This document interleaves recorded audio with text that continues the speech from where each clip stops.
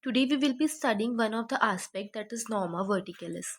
Whenever you see a skull from superior position, it is Norma verticalis. As you can see, it is narrower anteriorly and wider posteriorly, a kind of oval shape. Bones which are visible are the frontal bone, two parietal bone, and the upper part of the occipital bone. The suture in between the frontal and the two parietal is the coronal suture. The suture in between the two parietal bone, it is the mid-sagittal suture, or you can simply say sagittal suture. The point here in between where the sagittal and the coronal suture meet is the brachma, or this is the anterior fontanelle.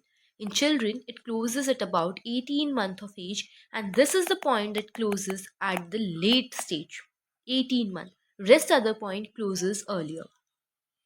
These two are the parietal foramen.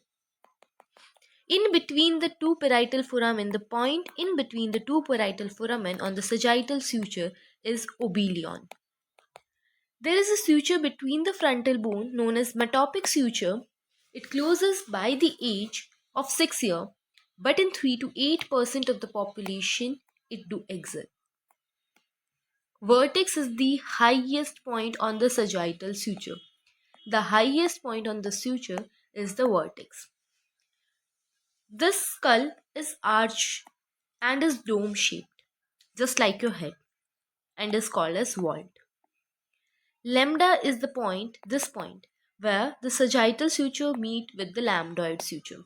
And this is the posterior fontanelle that closes at 2 to 3 months of age. So this was all about the external view or the vertical view of the skull.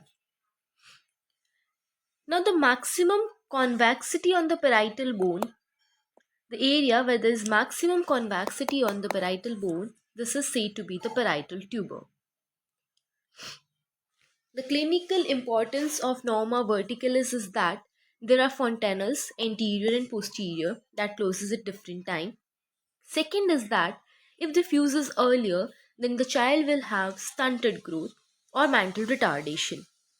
If there is increased intracranial pressure, you will see a bulge.